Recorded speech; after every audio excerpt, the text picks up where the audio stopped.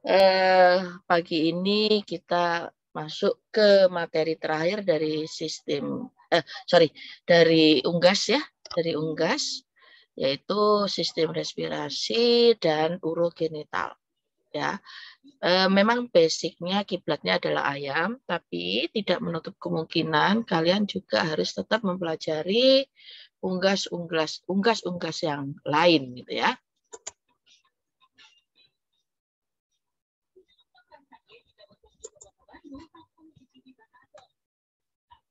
Nah, sekarang kita perhatikan sistem respiratori itu pada dasarnya sama ya, bukan pada dasarnya, prinsipnya sama, terdiri dari beberapa organ ya. Diawali dari kavum-nasi ya, kavum-nasi dengan lubang hidungnya ya, rostil, kemudian kuane, kemudian ada glotis dan laring, trakea, siring, pulmo, air sak ya, kantong udara, termasuk di dalamnya sebenarnya siring ya, apa itu, penghasil bunyi ya, penghasil bunyi termasuk di dalamnya ya. Nah, ini adalah kavum nasi dengan nostrilnya ya, dengan nostrilnya, dan ini adalah kuane yang berhubungan dengan palatina ya, yang berhubungan dengan langit-langit pada kavum oris. Ingat siapa ini namanya, unggas itu tidak punya mulut dalam tanda petik ya, tapi istilahnya adalah orofaring ya, orofaring. Kemudian itu adalah concha nasalis caudalis ya, concha ini adalah concha nasalis medialis, dan di bagian depan itu ada concha nasalis rostralis. Ini adalah bagian-bagian yang kita jumpai di kavum nasi. Ya, ini adalah kuane ya. Ingat pada saat kita berbicara saluran pencernaan kita sudah membicarakan ini gitu ya. Kemudian itu adalah laring dengan glotis. Jangan lupa pada bangsa unggas tidak mempunyai epiglotis seperti halnya pada mamalia ya, jangan lupa ya. Kemudian laring ya. Kalau faring itu fungsinya adalah untuk ya, fungsinya adalah untuk menghubungkan antara orofaring dengan osofagus, maka sekarang kalau laring itu menghubungkan antara organ kavum nasi dengan trakea, yang mana dia tentunya juga berbatasan dengan faring gitu ya, berbatasan dengan faring. Laring ini merupakan jalan masuk selama proses inspirasi ya. Kemudian selain itu juga membantu proses menelan serta mengatur modulasi suara. Itu adalah fungsi dari laring gitu ya. Nah, kita lihat di sini ada beberapa kartilago yang patut kita pahami ya. Ada kartilago aritoinideus, ini sepasang sinister dexter di bagian dorsal, kemudian di bagian ventral itu ketemu kartilago cricoideus ya, tunggal. Kemudian ada kartilago procricoideus ya di bagian kaudal ya. Selain itu juga ada korpus ya, korpus dari kartilago aritoinideus, di mana di sini nanti akan melekat otot ya, di sini akan melekat otot. Nah, ini kalau kita perhatikan ya, ini adalah kartilago cricoideusnya, kemudian itu adalah arytenoideus, dan yang paling kaudal itu adalah procricoideus ya, procricoideus.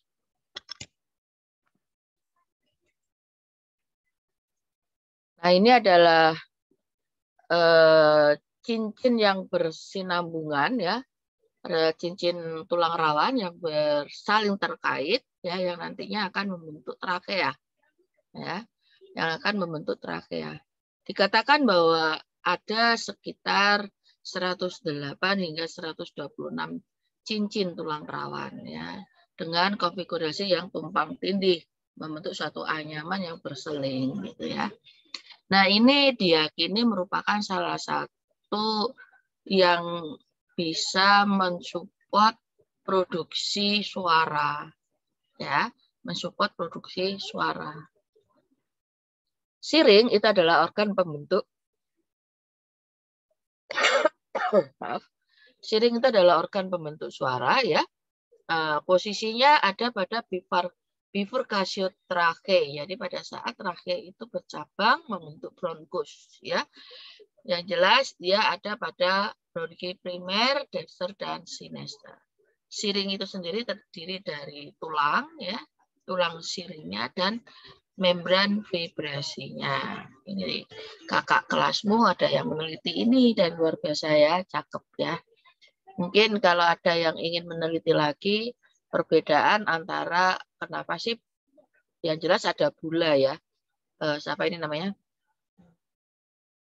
Angsa ya, angsa jantan dan angsa betina itu juga berbeda ya.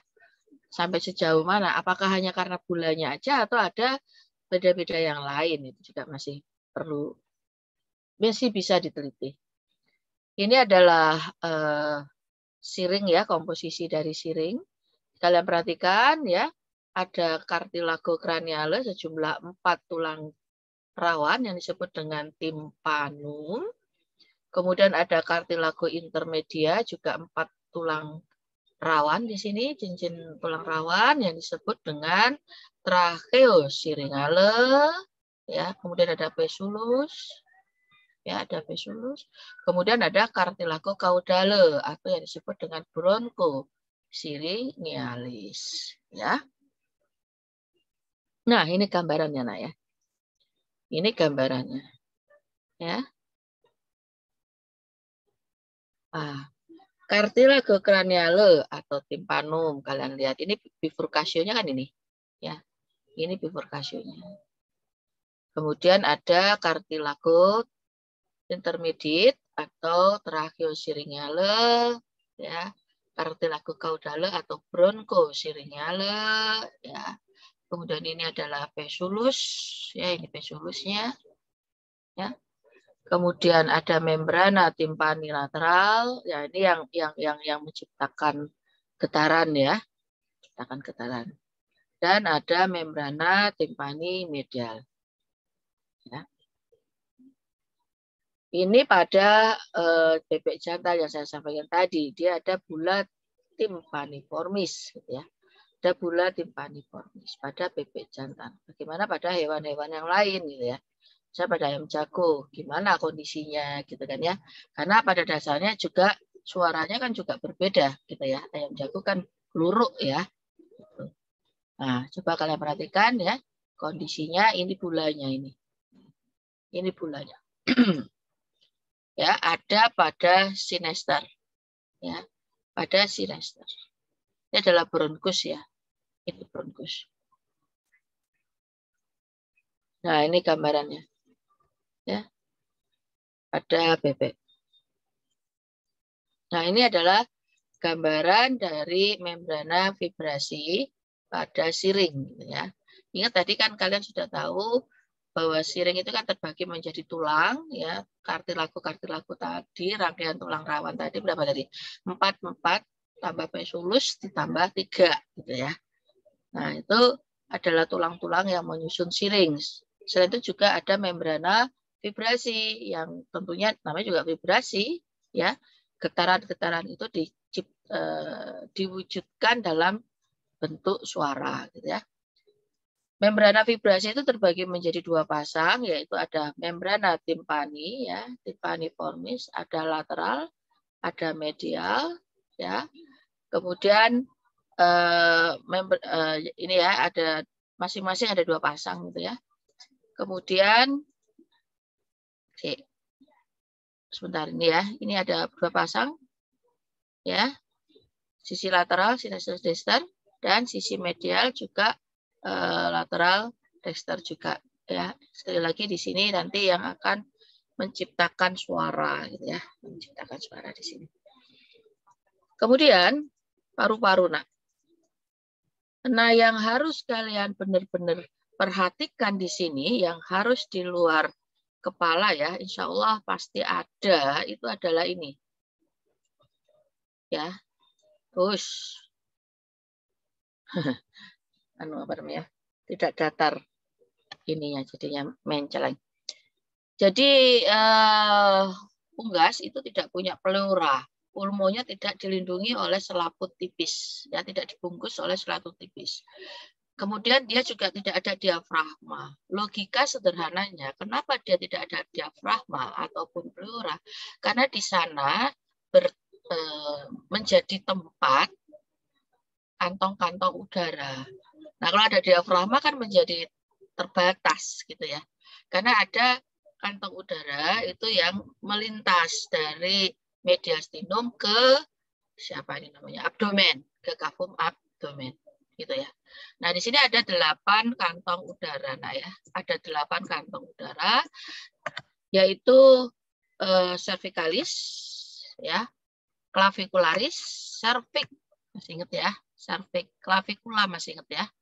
Kemarin dengan trioseusnya, ingat trioseus, ada scapula, ada clavicula, ada coracoidea ya. Nah, ini posisinya pada clavicula. Kemudian sepasang pada thoracalis cranialis, sepasang pada thoracalis caudalis, dan sepasang pada abdominalis. Jadi totalnya ada 8. Ya. Nah, kemudian, nah ini adalah perjalanan pada perjalanan udara pada bangsa unggas. Tapi hati-hati ya nak ya, kalau ada soal yang bertanya alveolus bangsa unggas ya tidak berfungsi pada saat terbang, maka pernyataan itu salah loh ya. Karena bagaimanapun juga proses difusi O2-CO2 antara paru-paru dengan pembuluh darah yang ada di sekitarnya itu melalui alveolus, bukan melalui kantong udara. Perhatikan baik-baik. Kantong udara di sini fungsinya yang utama adalah membantu proses bernafas dengan cara menyimpan udara terutama pada saat terbang. Yang kedua, kalau ada udara, tubuhnya menjadi lebih ringan, berat jenisnya turun. Ya. Yang ketiga, udara itu membuat tubuh menjadi lebih hangat. Karena ingat, semakin tinggi suhu udaranya semakin rendah. Itu, jadi hati-hati ya. Nah, logika yang lain yang harusnya kalian pahami, kenapa sih difusi O2-CO2 itu tidak terjadi di kantong udara? Kalian ingat, itu namanya kantongan yang tidak ada kapiler-kapilernya. Yang punya kapiler-kapiler darah dalam hal ini adalah alveolus. Gitu. Ya, pahami baik-baik di sini. Jadi ini ya inspirasinya ya. Mulai dari bronkus ya, kemudian ke air sak ya, bronkus dia ke air sak abdominalis, kemudian ke peribronkial caudalis ya, kemudian ekspirasi dari sini ini masuk ke sana ya, masuk ke sana, kemudian peribronkialis gitu ya, kemudian ke paru-paru ya. Nah, pada saat ekspirasi terjadi proses difusi. Dia dikeluarkan lagi. Nah, yang ini dikeluarkan. Nah, ini dikeluarkan, balik lagi ke sana.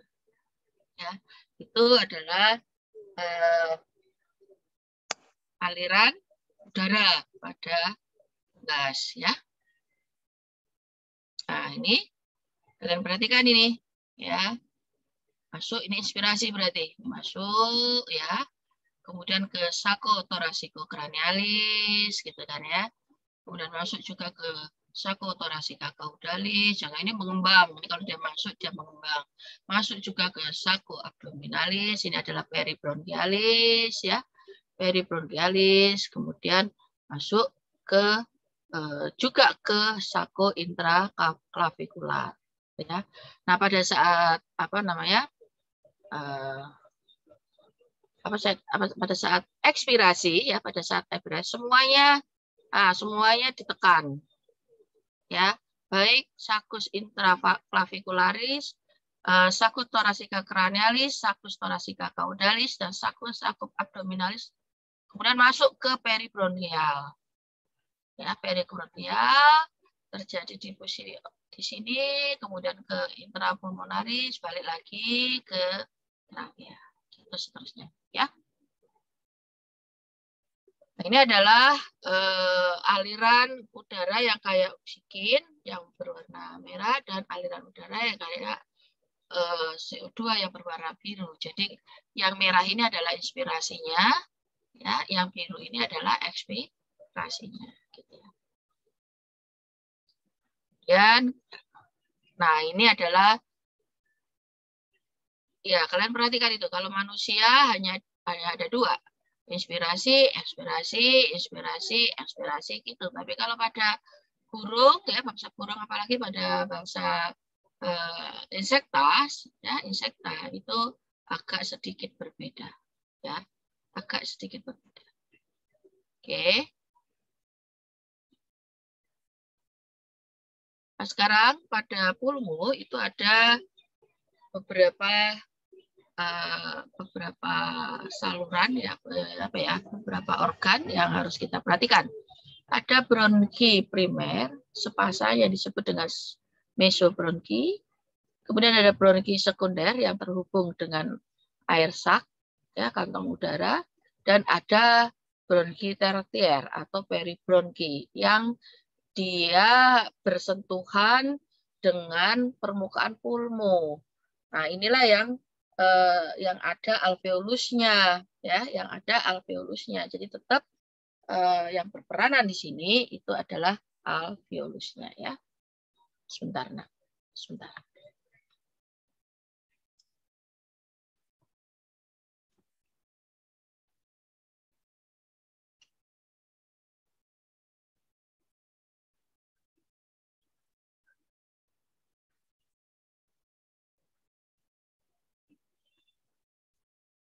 Oke, baik, kita lanjutkan ya. Selanjutnya, ya, jadi ini adalah arteri vena pulmonalisnya, ya. Arteri vena pulmonalisnya ini di sini, ya.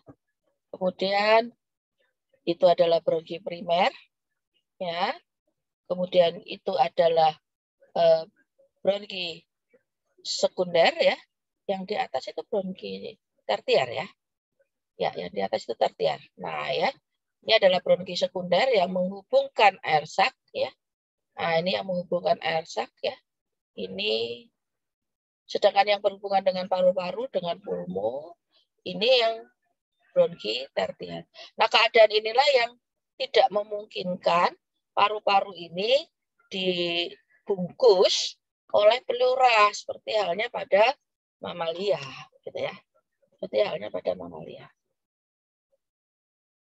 Nah, ini kalian lihat itu adalah air sak vertebrae cervicalis, vertebrae thoracalis, ya. Itu adalah air sak cervicalis, posisinya pada area ini adalah vertebrae cervicalis, vertebrae thoracalis, dan costae. Di area sini kita tahu ada clavicula, humerus, sternum, juga costae. Ya, costae sternalis di sini. Sedangkan di area belakang abdomen itu kita tahu di sini ada sacrum, ada coccyx, dan ada femur, ya. Coccyx dan juga ada femur. Yang purple itu adalah air sac cervicalis, kemudian yang pink itu adalah air sac clavikular, ya, clavikular. Kemudian itu adalah thoracalis cranialis, thoracalis caudalis, dan abdominalis, ya. Ini skematis dari kantong udara, ya, skematis dari kantong udara. Apakah kantong udara itu bisa kita amati? Jawabannya tidak, ya. Begitu kita membuka rongga dada, maka kantong udaranya juga akan push, hilang. Ya, yang bisa kita amati hanyalah paru-paru Ya, mulai dari trakea, bronkus sampai ke paru-parunya. Nah, ini ya. Ini paru-parunya di sini. Trakeanya di sini. Ya. Kemudian sistem urogenital. Ya. Sistem urogenital. Sistem urogenital itu adalah perkemihan dan reproduksi. Ya, perkemihan dan reproduksi. Urologi atau perkemihan itu yang jelas organ vitalnya adalah ren, ginjal. Ya. Ren itu berlobus ya, terletak di ventral dari os lumbal dan os sacrum. Nah, ureternya itu bermuara di urodeum. Tolong digarisbawahi, nak. Dia tidak punya uretra dan vesika urinaria. Ya. Jadi ureternya itu langsung bermuara pada urodeum. Dan kalian ingat, urodeum itu adalah bagian dari kloaka. Ingat kemarin kita bicara kloaka itu terdiri dari 3 bagian. Coprodium, kolon, urodeum, urin, proctodeum, reproduksi. Ingat-ingat. Ya. Nah, karena dia tidak punya vesika urinaria dan tidak punya uretra, maka kalau defekasi itu pasti include di dalamnya ada urinnya. Pasti itu. Ya. Nah, ini ginjalnya ya. Ini adalah testisnya. Ya, ini adalah testisnya. Ini adalah ginjalnya. Ya. Nah, ini vas deferens ya ini. Sekarang sistem genitalia pada jantan ya. Yang jelas dia ada 2 tetap dexter sinester, tetapi yang dexter lebih kecil daripada sinester. Ya. Jangan lupa bahwa pada bangsa unggas organ reproduksi yang berkembang itu justru yang sinester. Ya. Seperti biasa, produknya akan dialirkan melalui epididymis. Ya. Kemudian ductus deferens. Nah, ductus deferens ini yang akan bermuara di urodeum. Ada palus yang merupakan like penis, ya. Dan ini akan nampak jelas pada Muscovy itu entok. Ya. Pada entok. Dia tidak punya skrotum yang jelas. Ya. Kemudian, nah ini ya, ini testisnya, ini vas deferensnya, ya. Ini adalah kloakanya. Nah, ini adalah kloakanya. Oke. Ini epididymis, ini vas deferens atau ductus deferens. Ini ginjal, ren, ini adalah ureternya. Ya, ureternya ini.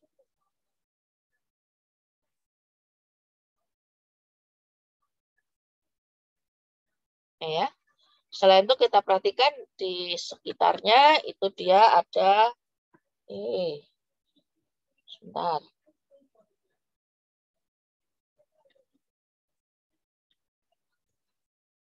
Halo, suara saya jelas, Nak? Jelas, Dok. Ya, alhamdulillah, soalnya kabelnya ketarik. Ya, ini ada vena cava caudalis ya. Vena cava caudalis dan ini adalah aorta. Ya, aorta abdominalis yang bagian kaudal tentunya ya. Kemudian ini adalah ureternya dan yang tebel ini adalah vas deferens ya. Jadi perhatikan baik-baik ya, insya Allah kalau keluar kalian sudah siap. Vas deferens itu posisinya di lateral, sementara ureter posisinya di medial, baik sinester maupun dexter. Ya. Testis dexter lebih kecil daripada testis sinester. Nah ini palusnya ini ya, ini palusnya, ya, yang fungsinya adalah untuk mengalirkan sperma. Ya, itu palusnya. Pada perhatikan baik-baik ya. Ini tadi sudah saya sampaikan yang sinester itu lebih berkembang dengan baik ya. Tetapi yang dexter itu tidak aktif. Ini berlaku juga pada yang betina ya. Berlaku juga pada betina. Dia juga punya kelenjar adrenal. Ya, adrenal. Kita tahu bahwa kelenjar adrenal ini penting banget untuk terkait dengan simpatis parasimpatis ya. Terkait simpatis dengan parasimpatis. Tapi nanti UTS-nya kan hanya ayam ya, Nak ya. UTS-nya hanya ayam ya. Jadi pertemuan pertama, kedua dan ketiga. Nah, ini pada yang betina ya, kalian perhatikan seperti biasa dia akan diawali dari ovarium ya. Nah, ini jauh lebih ekstrim, Nak. Yang tester benar-benar tidak ditemukan. Kalau tadi pada yang jantan dan tester kan masih ada, walaupun lebih kecil, ya kan? Tetapi kalau yang betina udah jelas-jelas tidak ada dia. Ya. Ovariumnya sudah rudimenter yang tester, yang berkembang hanya yang sinester. Ya. Kemudian hampir sama ya, tetap ada oviduct, di mana oviduct itu ada infundibulum, ada magnum, ada isthmus, ada uterus, dan ada vagina. Nah, ini semua saluran-saluran ini punya peranan. Nanti siapa tahu kalian pada saat skripsi penelitiannya mengambil masalah telur, biasanya kalau ada dosen anatomi atau dosen produksi ternak, itu mesti ditanyakan ini. Ya, pasti ditanyakan kalau ujian skripsinya ya. Nah, ini kita perhatikan ini ya. Seperti biasa, ovarium dengan uterus dan kawan-kawannya itu pisah ya, pisah. Jadi ini ovariumnya ya. Kemudian ini adalah infundibulum, tempat dia untuk nangkep ya. Kemudian ini adalah magnum yang paling panjang ya. Isthmus. Ini adalah uterus ya. Uterus, di mana di uterus ini kita akan terjadi proses pembentukan kerabang. Kemudian ini adalah kloaka, coprodeum. Kok coprodeum? Proctodeum ya, proctodeum. Nah, ini ya. Ini kalau terjadi perdarahan, nah ini. Ya, ini terjadi perdarahan. Ya. Terjadi perdarahan, maka ini adalah AI gitu ya. Ini kolon ya. Ingat yang berkembang adalah yang sinester ya. Benar nggak ini anus, Nak? Benar nggak itu anus? Salah, dokter. Ya. Kudu ini bukan anus ya. Fan ya, fan. Oke, baik. Karena bukan saya yang bikin ya, saya tidak berhak untuk mengganti ya. Tapi yang jelas adik harus tahu ya. Adik harus tahu. Kita perhatikan di sini ada ovariumnya ya. Ovarium dengan ovum ya. Dengan ovum. Kemudian ini adalah infundibulumnya ya. Ini apa ini? Nah, ini adalah ovum yang masak. Ovumnya masak itu yang biasanya yang paling banyak pembuluh darahnya gitu ya. Kemudian ini oviduct kanannya rudimenter. Ya. Itu adalah fimbre dari infundibulum. Ya. Fimbre itu adalah apa ya? Bulu-bulu ketar. Ya, bulu-bulu ketar yang tugasnya adalah untuk mengarahkan si ovum itu masuk ke dalam infundibulum ya. Dan itu adalah mesosalping. Mesosalping itu adalah penggantung ya, penggantung dari uterus ya, penggantung dari uterus. Nah, ini harus diperhatikan, Nak ya. Harus di luar kepala ya, Nak ya. Sekali lagi ikro. Tidak bisa anatomi itu dihafal, nggak iso ya. Mulai sekarang kalian harus sudah ikro semua tiga materi ya, jangan lupa 3 materi ya. Di dalam infundibulum si ovum itu bertahan kurang lebih 15 menit. Nah, di situ nanti ada penambahan kalasa. Ya. Kemudian di magnum ya. ada penambahan albumin dan dia bertahan di situ selama 3 jam. Kemudian di ismus ya terbentuk membran dan ada 1,5 jam di sini bertahannya. Di ismus ini pula lah terjadi fertilisasi apabila ada fertilisasi. Ya, apabila ada fertilisasi. Kemudian di uterus itu ada paling lama 20 jam. Di sini akan terjadi proses pembentukan kerabang. Penambahan putih telur, albumin, putih telur. Ya. Juga ada sel glandula sel untuk menghasilkan kerabang tadi ya. Pigmen. Nah, ini yang menyebabkan kenapa sih telur ayam itu kadang-kadang berbeda-beda warnanya. Ya. Vagina dan keluar melalui proktodium. Ya, keluar melalui proktodium. Kalau kalian perhatikan 20, 23, 24,5 jam, katakanlah 25 jam. Ya. Jadi secara normal siklus bertelur itu adalah 25 jam. Dan itu akan terus terjadi. Jadi jangan heran ya kalau semisal telur itu terus setiap hari bertelur. Tetapi belum tentu telur itu akan menetas. Karena apa?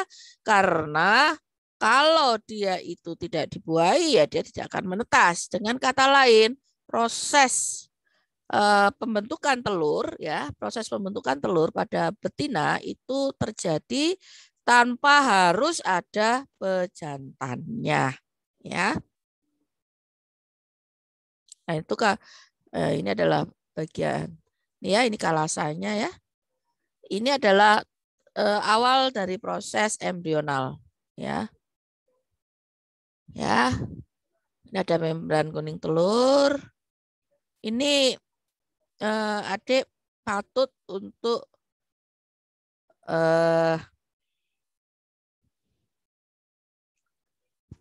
habis minum obat saya ini. Jadi agak menguap, ya.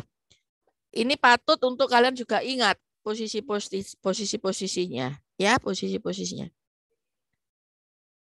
Lubang udara ini, Nak, ya, lubang udara ini itu bisa sebagai indikator bahwa telur ini masih dalam keadaan segar atau tidak. Karena semakin lama telur disimpan, maka lubang udaranya semakin melebar.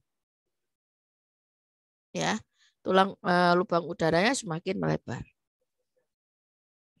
Itu yang patut kalian tahu. Nah, ini ya. Kalian lihat di situ single ovum ya, dilepaskan masuk ke dalam oviduct infundibulum di sini. Kemudian dia akan dibungkus oleh albumin ya. Kemudian di dalam magnum ya. Di dalam ismusnya ini sudah tebal ya, ini sudah tebal, ini kan ini magnum ini ya. Magnum kemudian masuk ke ismus ya. Itu ditambahi membran sel ya. Kemudian masuk ke uterus dibentuk kerabang di sini. Vagina dilepaskan. Nah, karena ini terus terjadi selama setidak-tidaknya 25 jam sekali, itulah yang menjadi alasan, salah satu alasan mengapa kokse pada bangsa unggas itu tidak ada simfisis pelvis. Ya, tidak ada simfisis pelvis.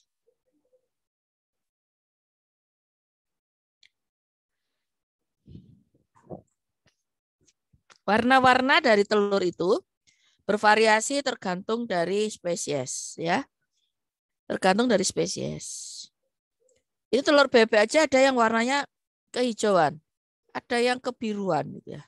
Nah, warna-warna ini itu dibentuk di siapa ini namanya? Uterus. Ya, dibentuk di uterus. Ini yang biasa kita sebut dengan apa? Uritan ya. Beli soto ayam itu kita uritan gitu ya. Terus ada telur muda. Yang enak telur mudanya itu, Nak. Oke, sekarang selesai. Ya. Sekali lagi diingat, ya, sekali lagi diingat bahwa